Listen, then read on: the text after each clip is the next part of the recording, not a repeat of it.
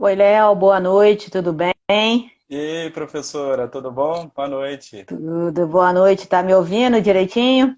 Tô te ouvindo direitinho. É só você chegar um Ah, pouquinho a câmera pro seu lado. Acho que tá um pouquinho. vê aí, Isso, aí, pra... ó. Agora tá melhorou? enquadradinho. Ficou ótimo. Ah, tá. Eu tenho que estar no meio da tela, né? Você tem toque? Eu tenho toque. Ah, percebi. Fiquei uma Tudo hora tentando jóia? alinhar com o quadro aqui atrás a imagem. Ah, então tá bom. Tudo tranquilo? Maravilha. Tô vendo aí vários alunos, vários colegas entrando, Bárbara, Vários amigos Lucas. dos prestigiando. Um ex-aluno, amigão, chamado Copinho. Olha que nome que deram para o rapaz, Copinho. Bom, Maravilha. Léo, a Então Bárbara aí vamos. também, a Ilsa, o pessoal aí entrando, prestigiando, Larissa. Que bom que o pessoal está prestigiando, que bom que o Muito pessoal bom. está aí nos assistindo.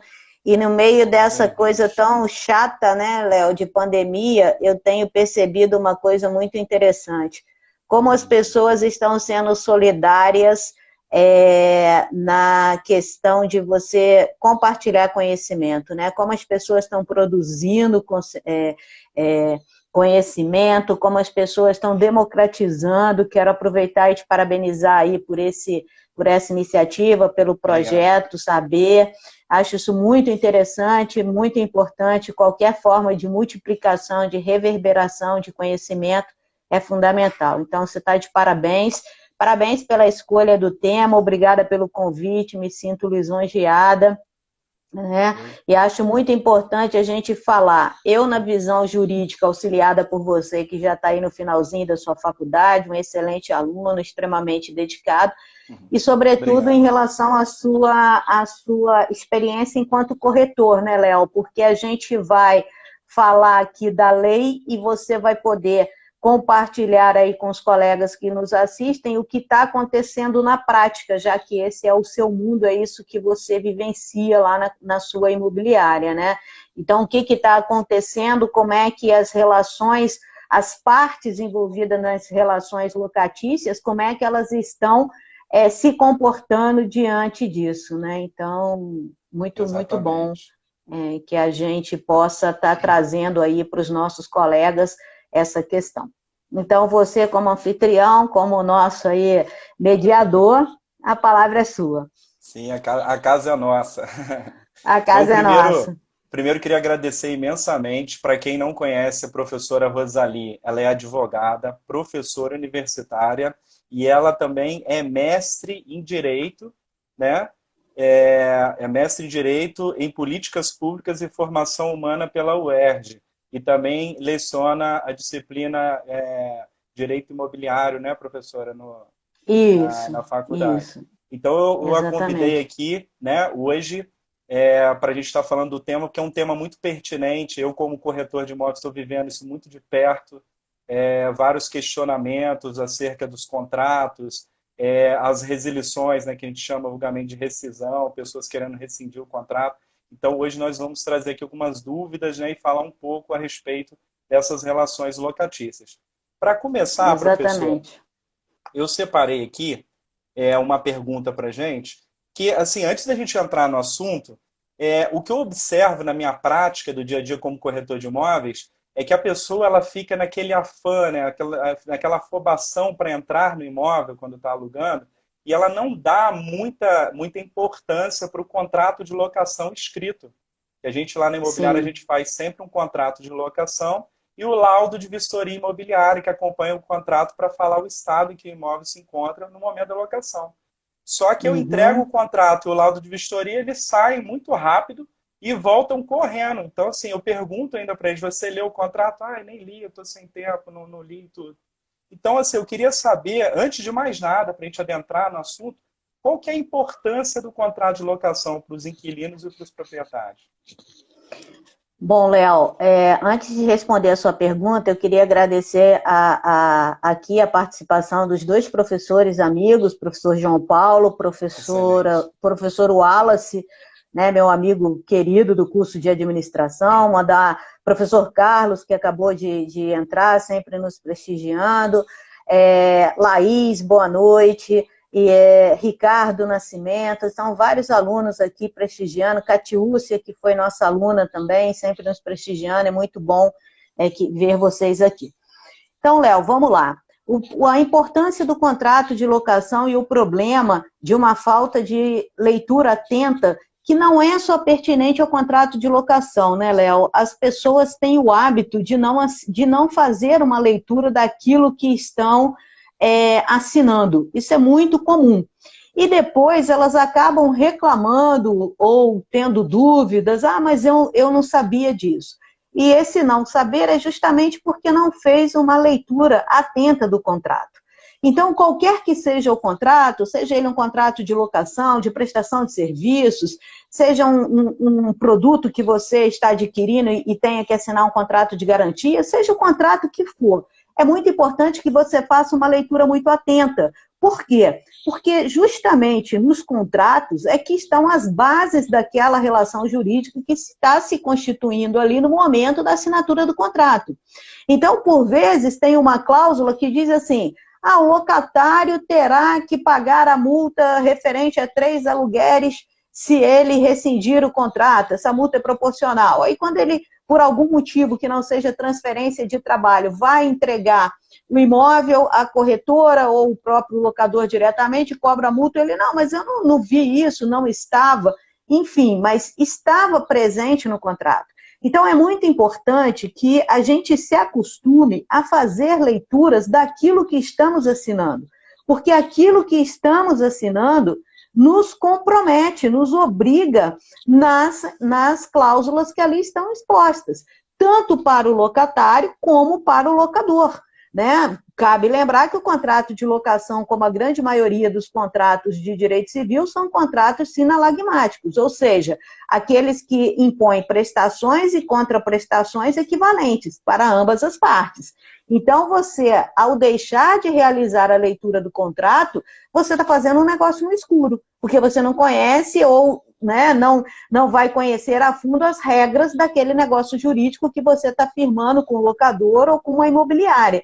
Então, as pessoas ficam no afã de mudar, ficam na ansiedade e não leem. Embora você seja corretor, Léo, me permite aqui fazer uma exemplificação. Na fiança, né, é comum todas as imobiliárias colocarem lá que o fiador abre mão do benefício de ordem com base no artigo 828 lá do Código Civil. O que é o benefício de ordem? É 827. O que é o benefício de ordem? Se houver um inadimplemento, ou seja, se o locatário não pagar o valor do aluguel, o fiador ele será acionado.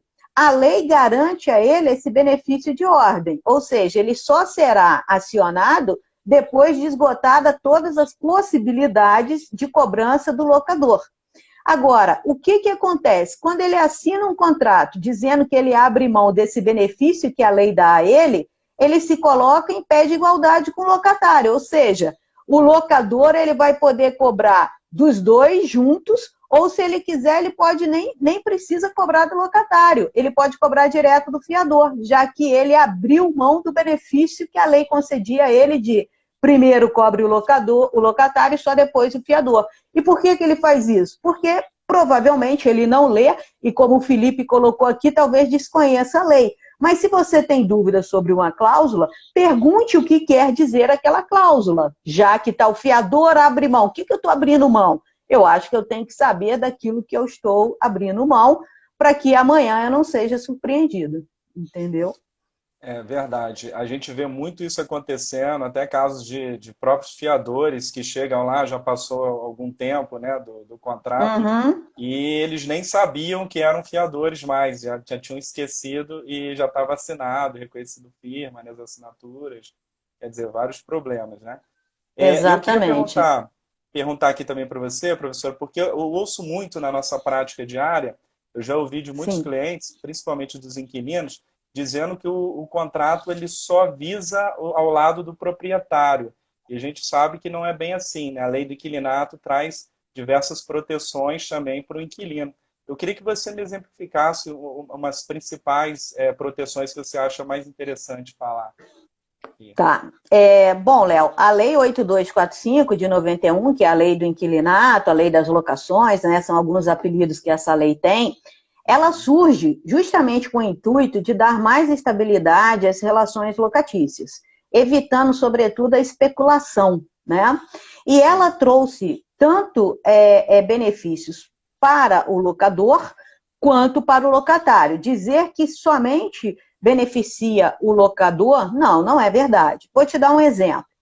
A lei diz que durante o prazo de vigência de locação, durante o prazo de vigência, aquele prazo contratado lá entre as partes, o locatário não poderá o locador não poderá pedir o imóvel do locatário, salvo naquelas hipóteses previstas no artigo 9º, que fazem menção à quebra de contrato, né? Por exemplo, se o locatário deixar de pagar o aluguel, se o locatário der destinação diversa ao imóvel, ou se for para a realização de obras públicas determinadas pelo poder público, que não possam ser realizadas com o locatário morando dentro do imóvel. Então, são obras de grande proporção que não podem ser realizadas com o locatário lá.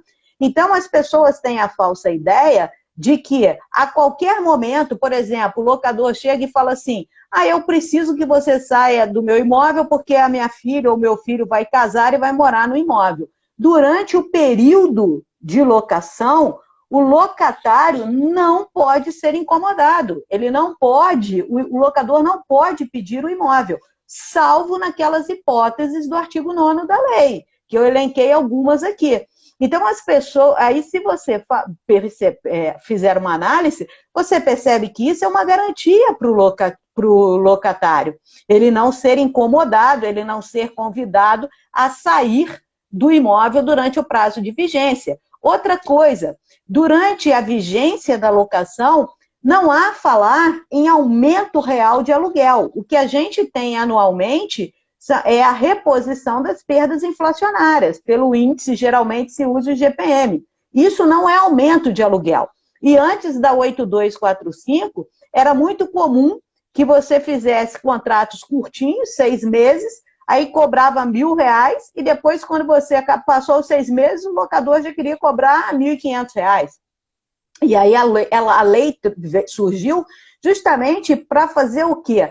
Para estabilizar essas relações, dando mais segurança tanto ao locatário como ao locador. E o locador que aceita, né, que tem aquela, por exemplo, que segue a lei, ele terá facilidades, por exemplo, para pedir a retirada, a saída do locatário no final do contrato de locação, que também era um problema para os locadores. A gente tinha, às vezes, pessoas que permaneciam no imóvel por 20, 30 anos, não dava para aumentar, e isso gerava também prejuízos para o locador. Então, a lei, ela é uma lei bastante igualitária. Ela trouxe proteção, vantagens para ambas as partes. Dizer que ela só protege o locador não é a expressão da verdade.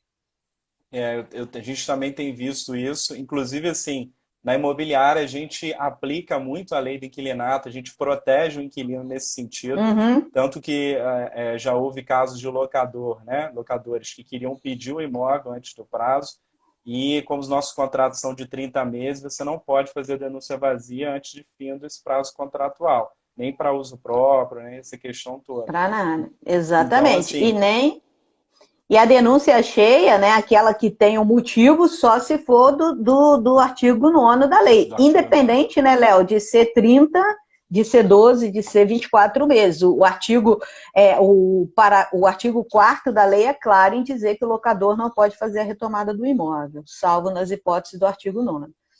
Isso, exatamente. Então, assim, aí traz essa proteção também que a gente verifica na própria situação fática ali. Mas como até um aluno aí, um aluno seu que está aí na nossa live falou, realmente ocorre casos em que a pessoa aluga direto com o proprietário e o proprietário pede o imóvel numa atitude arbitrária. Isso acontece realmente, Sim. Mas a lei não permite que isso seja feito, né?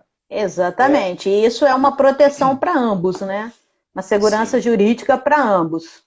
Exatamente. Né? Então é importante que as pessoas busquem saber isso, independente se elas estiverem fazendo o contrato com uma imobiliária, né, o contrato estiver sendo intermediado por uma imobiliária, ou fazendo diretamente com o locador.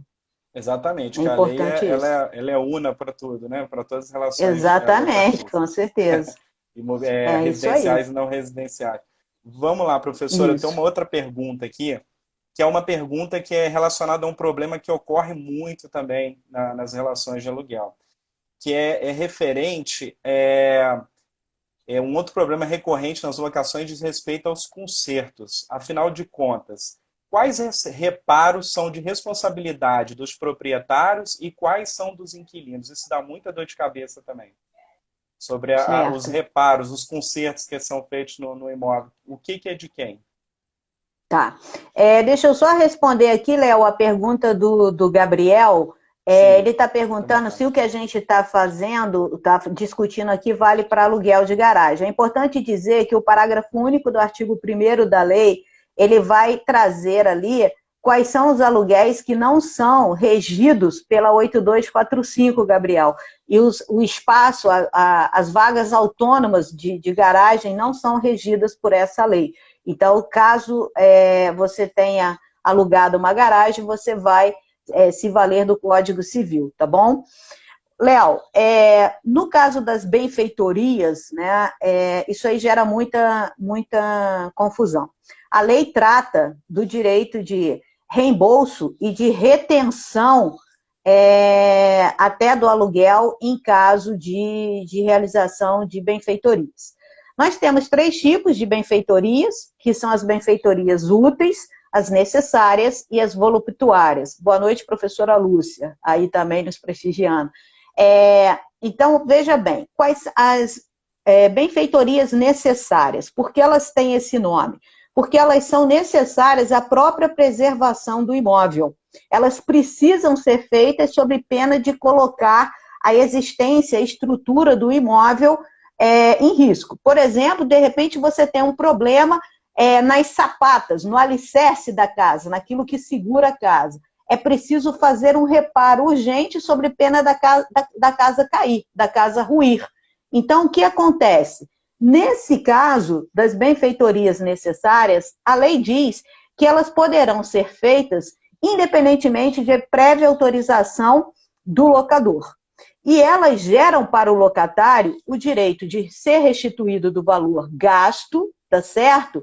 E também elas dão direito ao locador de reter o aluguel. Então, imagina, ele paga R$1.000 de aluguel, ele gastou 5.000 para fazer essa benfeitoria necessária. Ele pode reter 5 meses de aluguel até ele ser completamente ressarcido do direito que ele, do valor que ele gastou. Tá? Independentemente de autorização do locador, justamente porque aquela benfeitoria, aquele reparo tinha que ser feito sob pena do imóvel sofrer consequências como sumir, desabar, cair o telhado, a fiação que está colocando, que oferece risco de curto-circuito, essas coisas todas.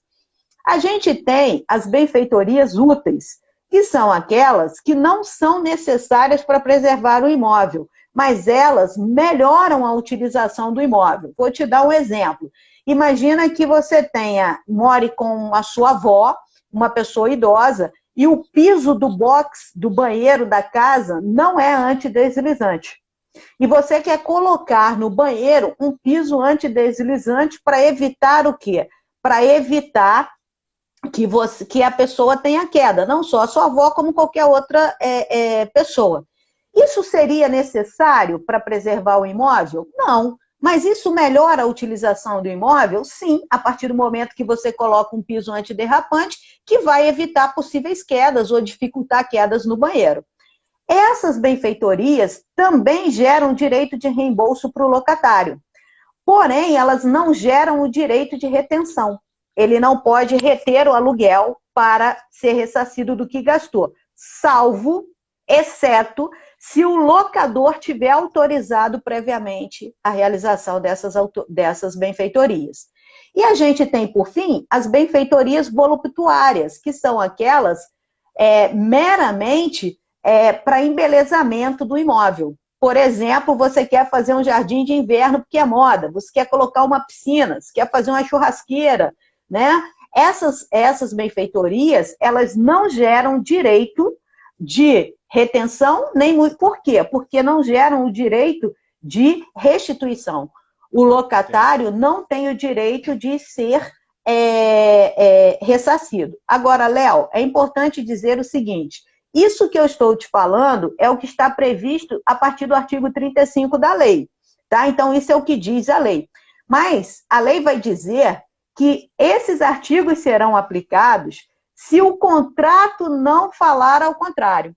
Então, vamos imaginar que lá no contrato de locação, e aí a gente volta à sua primeira pergunta, a importância de você ler o contrato de locação. Exatamente. Se lá no contrato tiver dito que nenhuma benfeitoria poderá ser feita sem a prévia autorização do locador, ou que as benfeitorias, sejam de que tipo for, só poderão ser realizadas pelo próprio locador, mediante aviso do locatário, a lei não vai ser aplicada. Prevalece o quê? Prevalecem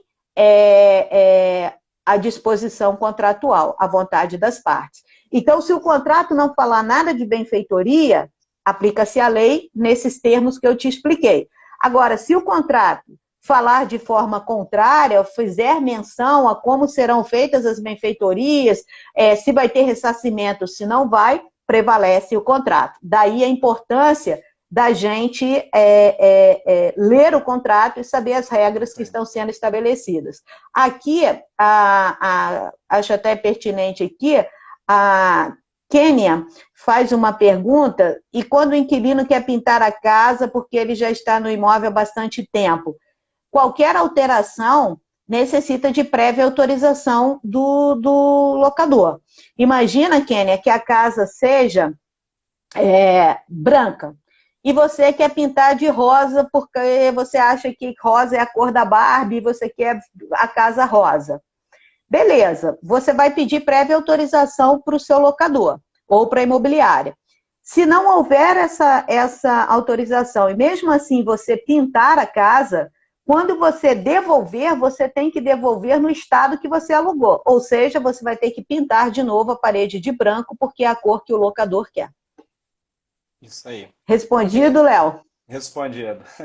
Vamos entrar aqui, então, num tema que já tem algumas perguntas falando sobre o assunto, e é o assunto, o tema principal da nossa live, né? Nós sabemos que durante essa pandemia atual, né, muitas pessoas perderam seus empregos e estão em uma situação difícil economicamente, né? Diante disso, né, como é que fica a relação locatícia do inquilino inadimplente, né? Eu vou fazer essa pergunta aqui e já vou emendar uma outra aqui para que vai ser pertinente, aí você responde junto. E quais serão as mudanças que o projeto de lei 1179 de 2020 agora, de autoria do senador Antônio Anastasia, qual que vai ser os efeitos se esse projeto for aprovado na Câmara também? Já foi aprovada essa PL no Senado, está agora em tramitação para a Câmara, né? E quais são os efeitos? Eu acho que tem relação, né, com a pergunta anterior. Tem. Bom, Léo, essa sua pergunta e esse tema é muito importante a gente debater. O que acontece? A gente está vivendo um período de exceção completa, né? Um período de pandemia em que muitas coisas estão sendo, muitas medidas provisórias, muitas coisas temporárias para tentar minimizar os prejuízos que todos estamos tendo. Todos. Isso aí não é uma classe ou outra. Todo mundo vai experimentar, se não agora, no futuro próximo, prejuízos, restrições causadas por esse momento de pandemia. Então, vamos lá. O que acontece? Nada foi mudado em relação à lei. Então, se a prestação, se o contrato de locação, ele está vigente, e como eu disse lá no início, ele é um contrato sinalagmático, a sinalagma qual é? O locador, ele tem o dever de garantir que o locatário possa usufruir com segurança do imóvel locado e o locatário tem o dever de pagar o aluguel pactuado. Isso mudou, Léo? Não, isso não mudou. Com relação ao projeto 1179, ele criou o que é chamado REGET. O que é o REGET? Regime Emergencial né? Regime jurídico emergencial transitório. E aí, qual é a parte? Ele cria várias regras para o direito civil, especificamente na nossa disciplina, o que ele criou? Ele diz que para as ações propostas a partir de 20 de março, fica impedido, o judiciário, o juiz fica impedido de promover o despejo liminarmente, que a gente sabe que o despejo pode ser promovido de forma liminar, atendidos os requisitos da lei. Como a gente está vivendo esse momento de pandemia, para as ações propostas a partir de 20 de março, o juiz não vai poder promover o despejo, tá? Até o dia 30 de outubro. Mas isso, Léo, para as ações propostas a partir de 20 de março. Então, vamos imaginar que você tenha ajuizado uma ação no dia 10 de março. Essa pessoa poderá ser despejada? Sim, poderá. Liminarmente? Sim. Isso se o projeto passar. E nós tínhamos o artigo 10 desse projeto de lei que determinava a redução do aluguel ou mesmo a isenção de pagamento do aluguel. Era a isenção, que era uma situação até mais gravosa, durante o período de vigência dessa pandemia. E esse artigo ele foi retirado pela relatora no Senado, a Simone Tebet, por quê? Porque ela trouxe uma coisa muito interessante, tá? Ela falou, sim, estamos vendo o lado dos locatários, mas e os locadores que dependem do aluguel para sua sobrevivência? Como fica? Exatamente. Se você corta a renda, tem gente que vive, tem 2, 3 casas e vive disso, é a renda dele. Então, fonte, esse artigo, única fonte. Esse artigo, então, foi retirado pela relatora e já foi aprovado no Senado, encaminhado, consequentemente, para a Câmara, sem isso. O que eu sugiro, Léo? E aí eu vou fazer também uma observação que eu julgo bastante pertinente, peço desculpas aí aos locatários, não é? Mas a gente tem que entender o seguinte, nós vamos para, basicamente, 30 dias aí de isolamento, né, dos decretos iniciais. Ora, você não pagar o aluguel de março, que venceu nos primeiros dias de abril, não se justifica. Porque as principais medidas, elas começam que era a redução do salário e tal, elas começaram a valer, né, agora. Então, em março, elas ainda não surtiram efeitos. Então, provavelmente, os locatários já tinham feito um planejamento para pagar. As pessoas não tiveram aí de imediato, no salário de março, uma redução. Então, o que a gente precisa chamar a atenção é que, nesse momento, nós temos que usar mais do que nunca a boa-fé. Seja a boa-fé objetiva do 422, do 113 do Código Civil, né? Ou seja, a nossa saudosa boa-fé subjetiva, né, que saiu aí. Então, o que eu acho, Léo, é que nesse momento as partes precisam colaborar. Elas precisam colaborar entre si, que inclusive é o que está lá no 113, parágrafo 3º do Código Civil, que diz que as partes devem colaborar. Judicializar agora as questões, eu não acho de forma nenhuma o melhor caminho, tá? E eu acho também que a boa-fé, você tem várias questões, várias áreas que as pessoas continuam recebendo os seus salários, servidores públicos, o pessoal da CSN, para a nossa realidade aqui, não teve nenhuma mudança, né? Então continuam trabalhando, os setores considerados setores de atividades essenciais. Então, poxa vida, essas pessoas que não tiveram nenhuma redução salarial, que continuam, né, com seus ganhos lá pertinentes, veja, seria justo solicitar uma redução do aluguel? A situação dela não mudou. Então, por que ela vai imputar um ônus ao locador se você não justifica isso? Eu vou te dar um exemplo, né? Essa pandemia mundial. Portugal editou uma lei, você que é corretor, e talvez interessante, a Lei 4C de 2020, em que o que eles definiram para essas locações residenciais e não residenciais, para ambas. Você vai poder ficar sem pagar o aluguel, né, se você provar que você realmente não tem capacidade econômica mais para suportar o aluguel.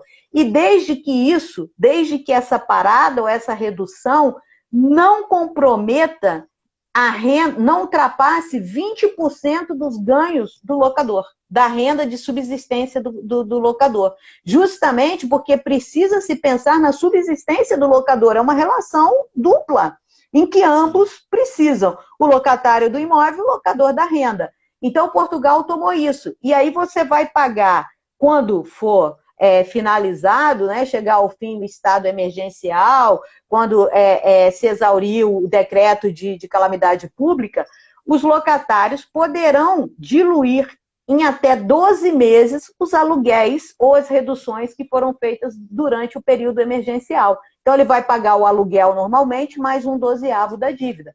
Isso é um exemplo que, de repente, a gente pode adotar aqui no Brasil. Agora, é muito importante que a gente esteja atento àqueles casos que realmente são necessários. A pessoa, o locatário, ele precisa provar que houve uma mudança, né, de sua capacidade econômica. Eu não sei, aí eu vou te devolver a pergunta, como é que você tem sentido isso aí na prática? Porque eu acredito, sem querer ser ofensiva, né, assim, não, mas é uma realidade. Algumas pessoas vão se aproveitar desse momento para tirar uma vantagem, e isso pode comprometer, né, que pessoas que realmente necessitem consigam negociar.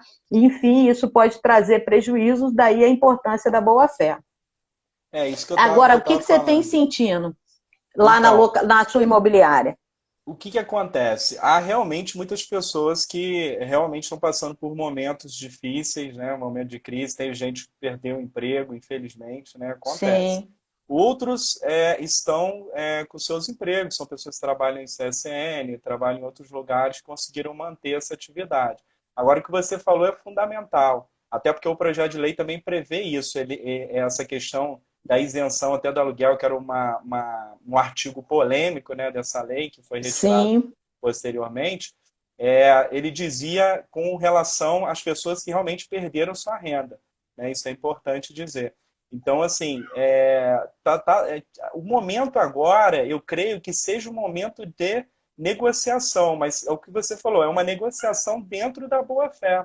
Né? Se você Sim, tem exatamente. Um aluguel comercial, por exemplo, que não parou, que é um aluguel comercial que continua vendendo, continua trabalhando, portas abertas, eu não vejo sentido para que se faça essa redução. Agora, é óbvio que se você tem, né, um comércio que está parado, está de portas fechadas, eu acho que se o proprietário pudesse, houvesse essa possibilidade dele fazer esse acordo nesse momento, eu acho interessante até para preservar o contrato, né? A gente tem um princípio no direito obrigacional que é a preservação, né? A continuidade do contrato. Então a gente tem que tentar manter essa continuidade do contrato, né? Eu acho interessante. Exatamente. Essa negociação. Da mesma forma, aqui o Felipe está perguntando, o Felipe que é do 8º noturno, no caso de imóvel comercial. Felipe, a mesma coisa, e o Léo bem, né, já colocou isso aí de maneira brilhante. Se você está com o imóvel fechado e não está conseguindo realizar as suas atividades comerciais, você deve sim negociar com o seu locador uma redução ou um aluguel proporcional em março, porque em março, de repente, você funcionou 15 dias e ficou impedido os 15 dias, né? E aí você deve negociar.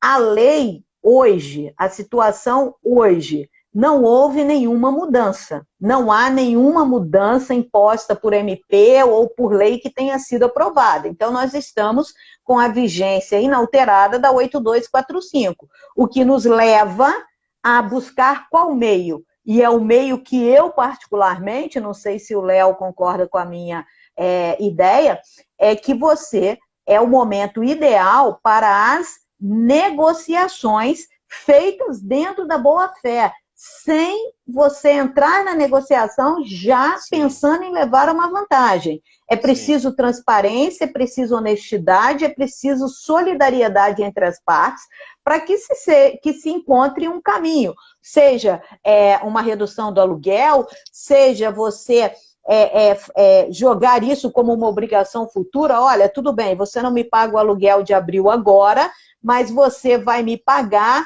depois que a situação voltar ao normal, você vai me pagar o aluguel e vai me pagar a dívida. Enfim, é negociar. O momento é isso. Eu acho que judicializar, você não vai ter uma resposta imediata, isso eu tenho certeza que não vai acontecer, nós não teremos uma resposta imediata para as ações, e também o que vai acontecer? Nós vamos sobrecarregar o judiciário, e talvez não a gente sobrecarregue e não tenha a resposta que desejamos ter, porque eu tenho certeza, até uma resolução do CNJ, pedindo aos magistrados que tenham o bom senso, como disse aí o meu amigo Ricardo, que tenham um bom senso, que analisem, que decidam baseado na situação emergencial e em todas as exceções que essa situação emergencial traz. Então, o caminho hoje que eu aconselho, seja para imóveis residenciais, não residenciais, é a negociação. Mas, senhores e senhoras, a negociação feita de boa fé. É importante que a gente não saia da boa fé. Tem uma pergunta do Gabriel aqui, fixada na tela. Antes só dessa pergunta, professora, só para ilustrar bem aqui, a Vanessa Carvalho, lá da Carvalho Imóveis, que é a imobiliária, inclusive, que eu trabalho. Sim, eu conheço a Vanessa. Isso, ela colocou aqui muito bem o que está sendo feito lá e que eu já tinha ilustrado. Eles estão estudando cada caso e oferecendo descontos nas situações que há essa possibilidade de fazer o desconto, que há essa situação realmente da perda do salário da pessoa, né, do perda desse rendimento, e quando há essa possibilidade, igual você mesmo falou, às vezes o proprietário depende dessa renda até como é uma verba alimentícia. Né? De subsistência dele, exatamente. E é importante também registrar, Léo, que não configura um abuso de poder ou uma má vontade das imobiliárias se elas pedirem que você comprove que você realmente, que a sua situação econômica mudou. Né? Não adianta o locatário falar, isso é um abuso. Não, não é um abuso, porque todo mundo vai se sentir tentado a pedir o desconto, a não pagar o aluguel. E aí, como eu disse, às vezes pessoas que não precisam disso, porque não tiveram nenhuma mudança nos seus rendimentos, vão dificultar para outras pessoas que realmente estão necessitadas e carentes de uma negociação. Então, por isso que a boa-fé ela não pode ser, a gente não pode perder de vista a boa-fé de maneira nenhuma nesse momento. Nós precisamos ser solidários e precisamos ser transparentes com as partes envolvidas nos negócios jurídicos, né? Eu acho muito importante, muito importante. Aqui, nós temos uma pergunta aqui do Gabriel. Em contrato novo de locação, por exemplo, 3 meses de cumprimento de um contrato, se cabe a revisional. Gabriel, o artigo 19 da Lei 8245, ele fala que a revisional ela deve ser proposta após 3 anos de locação, quando não houver um acordo entre as partes. As partes não conseguiram chegar a um acordo. Mas veja bem, a revisional, entendo eu, que ela não precisa esperar o prazo de 3 anos. Eu acho que a revisional, eu defendo, me filio à doutrina, a parte da doutrina que diz que você não precisa esperar 3 anos. Basta você provar, por meio de avaliações, né, que o seu imóvel, o aluguel, ou está muito defasado, a revisional proposta pelo locador, por exemplo, você paga R$500, mas naquela área onde está o teu imóvel, e um imóvel com características semelhantes ao que você aluga, custa R$1.000. Então, o locador ele pode, sim, propor uma revisional pedindo que o aluguel de 500 passe para 1.000, para 800, tenha um valor. E do mesmo modo, você mora num imóvel que paga 1.000, mas naquela região, um imóvel semelhante, os aluguéis custam 500. Você vai entrar com uma revisional pedindo para quê? Pedindo a redução do imóvel. A lei fala em 3 anos. Eu me filio que você não precisa esperar os 3 anos, mas você precisa comprovar que o aluguel que você está pagando, você na posição de locatário, está muito acima do valor de mercado. Não é isso, Léo? Sim, sim, eu coaduno com essa situação e eu acho interessante o que, às vezes, é muito. A gente lá no escritório, a gente tem muito essa cultura. Às vezes é melhor você tentar um acordo, uma mediação entre as partes, do que litigar. Porque a litigância, você acaba arrastando um processo por um tempo muito longo e acaba tendo um aborrecimento para ambos os lados. Eu tive um processo de um cliente meu, um processo de despejo, que demorou excessivamente, um cliente já mais idoso, ele estava muito ansioso, teve problemas, sabe? Teve alguns Sim, distúrbios, a própria saúde dele se viu abalada por conta disso. Então, assim, são, às vezes, é lógico que é a última ratio, né? A justiça é sim. a nossa última razão ali para a gente correr atrás dos nossos direitos. Mas até que ponto, né, a gente conseguir conciliar, sabe? A palavra certa eu acho que é essa. Fazer essa conciliação, esse acordo, eu ainda acho melhor do que partir para essa litigância. Porque o que eu estou prevendo agora, professor, você pode até me falar se eu estiver errado, eu acho que o judiciário vai enfrentar, não só dentro do ramo do direito imobiliário, como diversas outras áreas de direito, nós vamos enfrentar uma chuva de processos e uma situação muito complicada para os nossos magistrados resolverem. Porque eu acho que esse período de pandemia ele é muito sui generis, está acontecendo muita coisa que a gente nunca vivenciou. Eu, por exemplo, com meus 35 anos, nunca tinha vivenciado uma situação como essa, né? Uma crise dessa dimensão. Então, eu creio que nós vamos ter um judiciário muito inchado de processo. Não sei se você concorda comigo, em Não, ambas as concordo áreas. plenamente, e eu tenho aí uns 2 aninhos só a mais que você, eu também nunca tinha vivenciado nada parecido com isso, né? E uma vez conversando, logo quando tudo isso começou, a professora Ariadne fez uma colocação muito pertinente. Ela disse que o brasileiro ele não sabe o que é efetivamente passar por uma crise, passar por fome, você ter dinheiro e não ter o que comprar, você ter dinheiro e não poder sair de casa. E eu acho que a situação, Léo, ela é exatamente essa. E como a gente tem uma cultura de judicialização das questões, eu acredito que as pessoas vão buscar judicializar até mesmo antes de tentar negociar, o que eu acho uma péssima ideia. Eu acho que nesse momento, mais do que nunca, é o momento para a gente exercitar os meios alternativos de resolução de conflitos, ou seja, a mediação, a conciliação, a conversa, né? Eu acho que a conversa ali, você sentar com a outra parte, a parte com quem você tem que negociar e tentar chegar a um acordo. Por quê? Porque eu particularmente, na minha atuação enquanto advogada, eu sempre busco como primeira opção uma composição extrajudicial. E por que eu faço isso, Léo? Porque, veja, eu e você temos uma relação locatícia. Você lá na imobiliária, eu alugo um imóvel seu, por exemplo. Eu e você conhecemos muito bem as particularidades da nossa relação jurídica. Então, ninguém melhor do que eu e você para chegarmos a um acordo que seja bom para mim e que seja bom para você. O juiz, ele vai pegar a letra fria da lei, sem se atentar às particularidades, tá certo?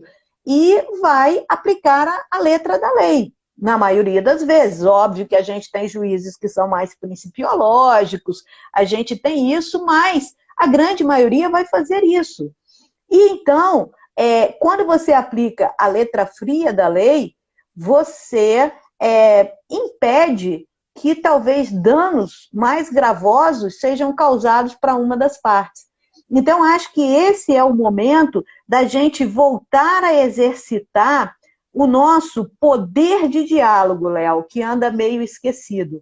O brasileiro, de uma maneira geral, ele não está mais acostumado ou predisposto a dialogar para resolver os seus problemas. É como se nós tivéssemos ficado preguiçosos, né, no exercício de dialogar e de negociar, e estivéssemos delegando aos juízes essa missão, o que eu acho muito terrível. Como disse o Carlos, aqui está nos dizendo, participando, que o judiciário deve ser para casos excepcionais. Sim, com certeza.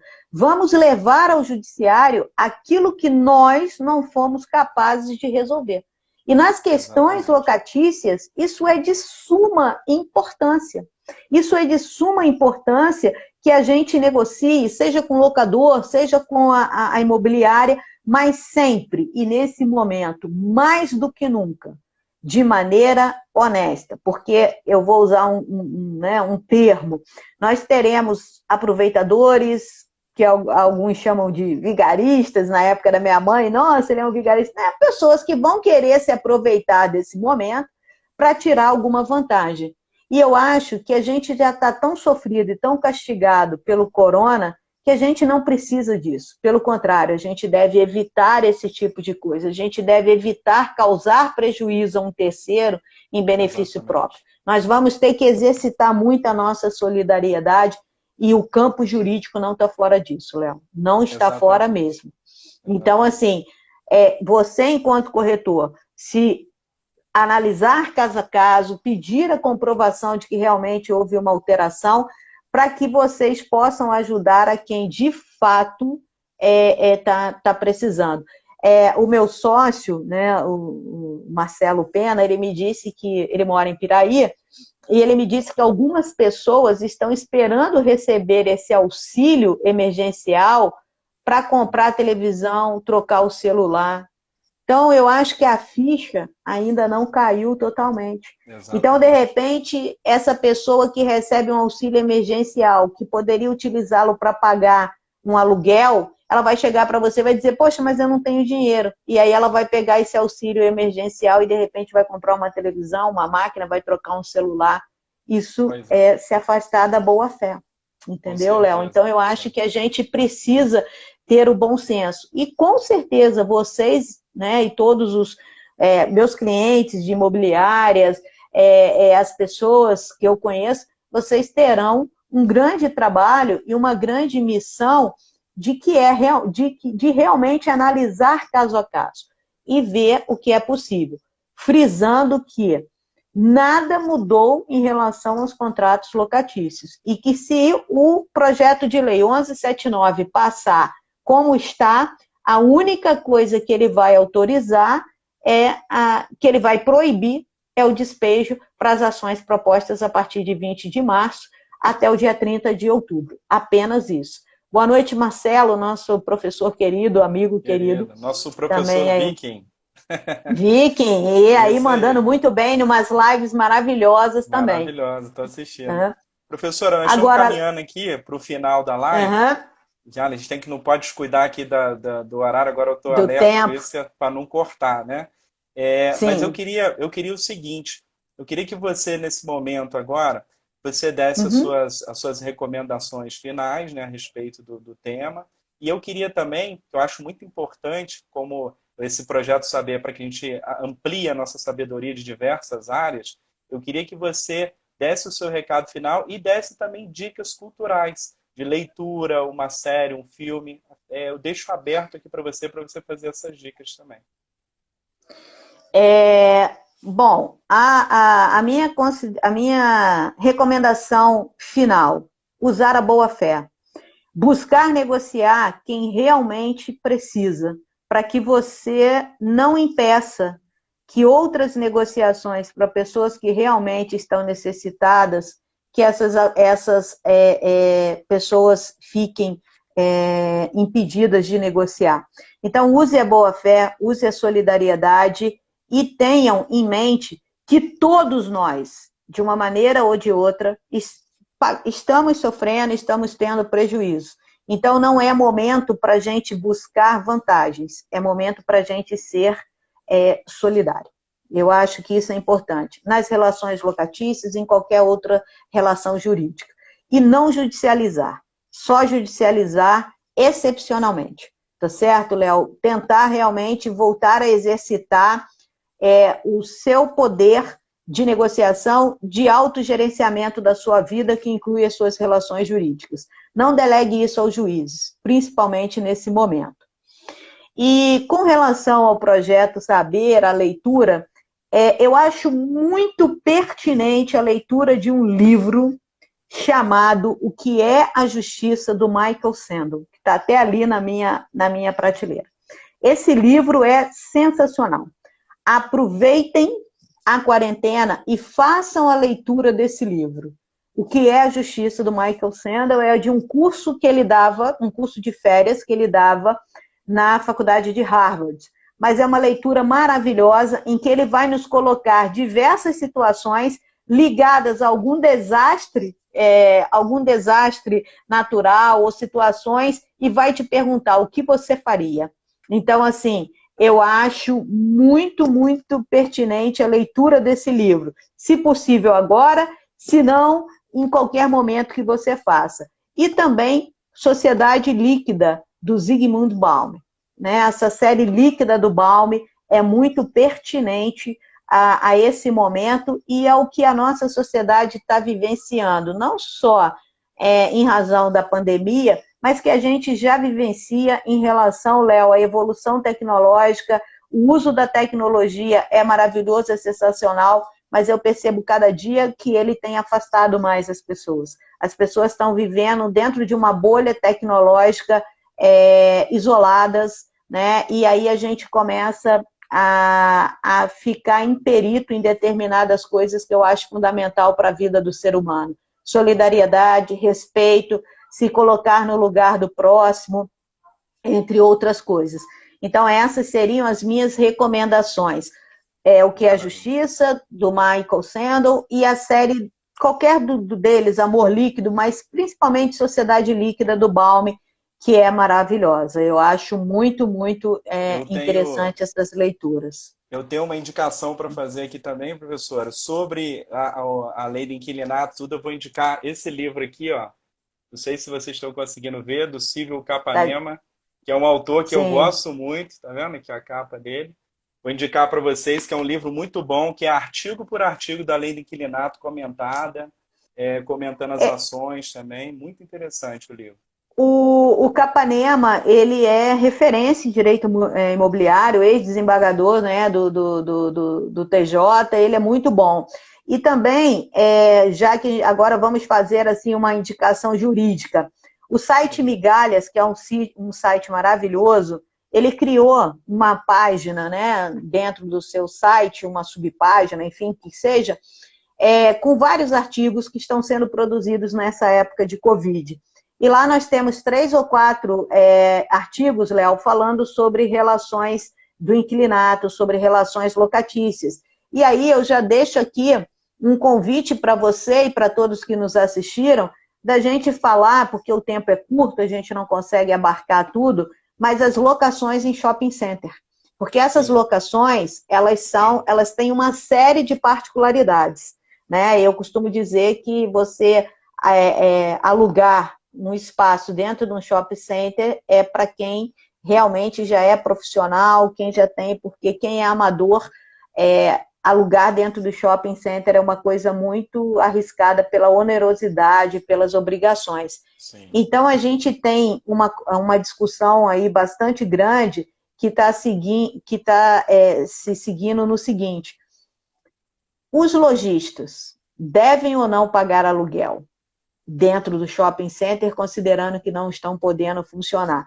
Aí você poderia me perguntar, Rosali, mas então as lojas que estão fechadas? É que dentro do shopping center a gente tem um regramento específico, o pagamento do aluguel, né, eles têm um valor mínimo e eles também, se as vendas não atingirem aquele valor mínimo, eles vão pagar o valor mínimo. Agora, se o cara uma loja tiver um faturamento abissal enorme, o shopping vai lá e vai pegar naquele mês um aluguel altíssimo, porque é feito em cima de um percentual.